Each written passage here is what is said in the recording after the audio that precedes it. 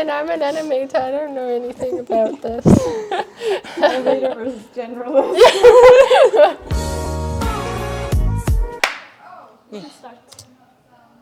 Ooh. Oh, again, pink and purple. I love these colors so much. It's the It's other one. KDA again. Look, they introduce all of the sets in the first, Oh yeah. 20 seconds? Lot of visual effect. Oh, I like that. Oh, that's cool. That's before Valorant, right? But I love the more realistic approach. Although I like the style of the other one, like of pop stars more. I like it. This is gorgeous. It's beautiful. Simulations. Like this one's more like realistic. And the lighting is so cool. Like the textures are more realistic and the models. Oh, the arm thing. That was nice. Yeah. What a transition. So nice. It looks really graphical. My girl. The smoke simulation is so pretty. Oh, the sparkles before she comes in. Wow. Again, dance, choreo. They have more dynamic camera though for the dance. This reminds me more of a K-pop video than the last. Yeah, that's why I think they also went with the style to get a bit more of a realistic feeling. And I feel like them themselves are also more dynamic. The other one is very heavily stylized and this is less stylized. It's still very anime character, anime proportions, but it feels more realistic. Oh, is she flying through there? Yeah. The cutting between the different sets, so music video. Oh, I like that. Oh, that's cool. Like in terms of CGI, it's definitely impressive. Also how you can see her glasses the longest. So cool. Here they look like bad bitches, to be She's honest. the falling on my feet and the camera does them. I like the effects a lot. Like the little fractured elements. I feel like they... Ooh, yeah, close. This is so nice. There's so much going on. I love Evelyn's stripes because it looked like Snake actually when they did. I like the animation of pop stars more though. Fair enough. I love those kind of we posing for a photo at the middle of the thing. And before they just dance, but the background changed. Yeah. It's so nice. Yeah, this could have been a music video. Oh, the other one too. Well, the other one too. The colors in this are Beautiful, it's so vibrant, it's so nice. Blue and violet, always nice. And gold, oh, Yeah. it's so pretty. Oh, that's some beautiful face animation. Hatsune Miku. It's her. Oh, this is also so K-pop thing, like to have just a room in the middle of nowhere. She looks like Hatsune Miku. Like,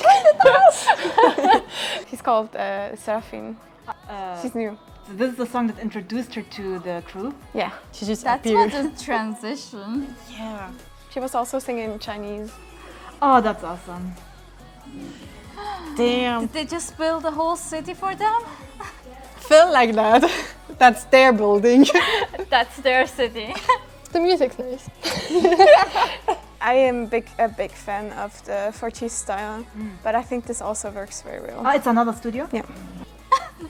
I love how you can see their personality through those interactions. That's so cute. So the little interactions of them going, ha, you know, it's so nice.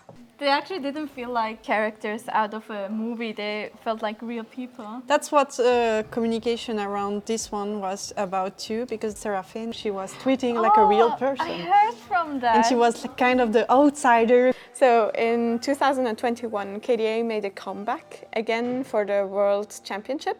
This time, Riot released a full album of 5 songs. Next to Soyeon and Neon, Madison Beer and Jaira Burns, Lexie Liu joined the group to give the voice of the new champion Seraphine. The music video was created by Access Studio and directed by Marc and Denis Bouillet. I love the colors, pink and blue. These little the like glass kind of effects. glass effects, Yeah. they're so cool. Oh, that's her tail, right? Yeah, it's the texture of her tail. In some other transition you have that too, so it's nice. There's a lot of effects. Like a lot of compositing work went into this, Yes. definitely. This is the coolest fucking thing. It's so nice. It's so graphical, so pretty. That part, I feel it's so much like Valorant, like with the graphic behind. Oh, the kitty The mask cat. concept again, That's 2D though, definitely 2D animated. on like what, 5s? I think it three, changes. 1, 2, 3. Oh, is it always Yeah. 3s? I think we've talked about the concept of animating on 2s before. Whatever numbers you animate on is the frame that changes. So if you animate on 3s, it means that 3 frames are the same and then the 4th one changes. Like if you animate on a low frame rate like this, things can look faster. If you animate on 1s and you have a lot of in-betweens, then things can look a little slow. And if you have less frames, then it will look snappier. And I mean, you also animate on 2s to just save resources. Like if you work on 24 frames per second and you draw every frame, you have to draw 24 frames. And if you work on 3s, for example, you just have to draw 8. Quick maths. Yeah. In 3D, the thing is that you don't have to draw every single frame from scratch. If you have this position and this position, the computer calculates this movement for you. And whether it does that on 1s or on 2s doesn't really make a difference in terms of resources. How it reflects on the clothing is absolutely gorgeous. Her hand too. In the Popstar one, she had a mask on, and here she has a helmet for the Oh. bicycle with also the face moving. So this is 100% anime. So these speed lines are what we know from anime or from comics too. In 2D technically, you wouldn't have to animate the background, you could just do whoosh, whoosh, whoosh, whoosh, and they emulate that in 3D. They show direction, so like this is where she's coming from, which also makes a nice composition, by the way, because everything is pointing towards her. And they use the 2D to do the illusion of movement. I don't Yeah. think she moved that much in 3D.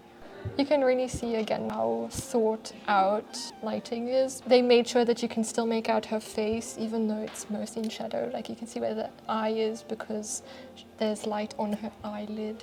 Oh, do you see how, okay, while in Popstars you could never touch them because the camera was always zooming out. In this one the concept was that they control the camera. So she's switching up her hand so the camera follows her movement. I actually was in a masterclass with the 2 directors and I could ask them questions. They specifically said they wanted the viewer to be mesmerized by them, so if they would do this you would go, oh, you know, with the camera. Wait, I want to see her finger animation. Oh, her fingers are very nice. Yeah. Yeah, fingers are so difficult. We have so many joints and there's 10 of them. When you're animating, you always want the nice arc inside everything. Like in her fingers, you can see the arc all the way into the finger. Like her fingers bent like this. And it looks really nice like that. You can really see the follow through. Shoulder goes up first, then the elbow follows, and then her hand. And you can see like this really with like her finger really dragging at the end. Smoke with a nice resolution, super soft smoke. Is the motorcycle the emitter? It emits the smoke and then you do the animation and give it to the simulators. They do this gorgeous smoke effect. That must have been so hard. Mainly because the source of the smoke moves. When you work with smoke or any sort of simulation, you usually have an emitter. That's where all the stuff comes from. And then you have a domain, which is where the stuff is inside. You can imagine it like a glass of water, basically, and the glass is the domain. The emitter would probably be like here, and it would be parented to the wheel. So whenever the wheel moves, the emitter also moves. But even then, it would be super hard to control and work with. So nice, like it twirls and the camera kind of twirls with it. Even though in most of the shots they look really perfect, their models does have pores and textures. They could have made it more realistic, but it was an active choice of them to make them as perfect as possible. Oh, here again. The tiger. Oh, that's so The transition! nice. Yes. So in animation we learned that if you do a good walk cycle, it says everything about the character. I think with Evelyn it's very clear. She leads with her hips, her shoulders are back, and she's very proud of her curves. It just tells us how she feels about her body. They did a great job with her facial expression, I feel. And the textures. I love the snake-like textures. Yeah, in the last one we talked about the models, they don't have subsurface scattering. These have all the subsurface scattering. So subsurface scattering is if you take this light and put it through her hand, you can see how it's like reddish. The light goes through the skin. Yes, look at that. Oh. And she has also The the tail, fireworks. all the tail. Then like it becomes It's one really tail. So you see the physicalities of their bodies are way more accentuated. Evelyn is the curvy one and Kaisa is the sporty one, so she has abs as well as Akali.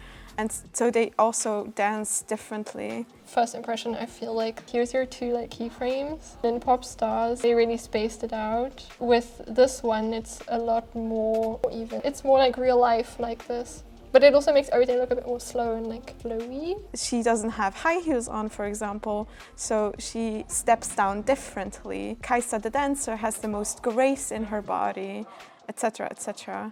That the camera movement is so nice, like moving with them. Pew, pew, pew.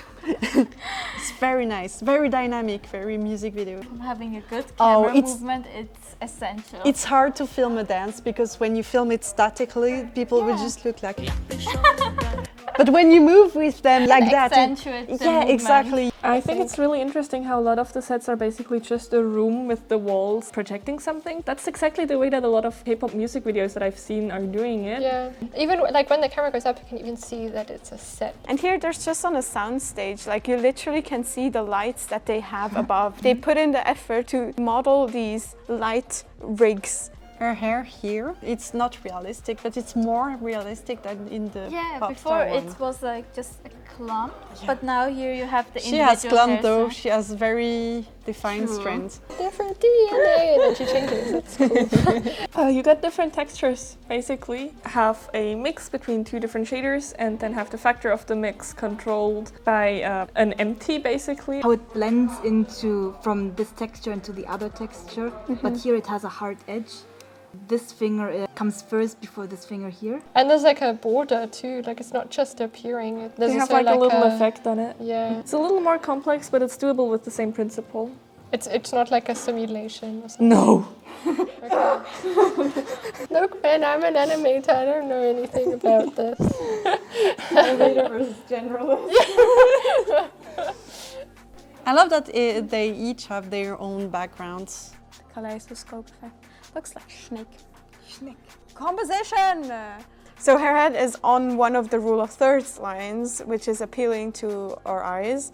Then you also have her spikes that frame her, and then also this, your whole focus is entirely in this part of the frame. Very nice use of lights to show her. And composition. Yeah. I like the kaleidoscope effect. Yeah, I can see this set is made for Ari. It has tail imagery. Yeah. Here too, like the movement, the camera, when they do that, the camera does poof, poof. And you can see it as if it was on an LED screen, which I really love. It makes you actually think that they are on the stage performing. I think here you can really see the tail animation up, and then you get the S shape, and then it switches. So this, the S shape, and then like that. And then that's how you would animate anything like hair or tails. This is awesome. So these are match cuts. In CGI, that's not a big problem. They probably animated this in one scene and put them in different backgrounds, so they have a clean camera movement. But if you would do that in real life, that's so hard to do. You have to measure. The camera has to be always the same.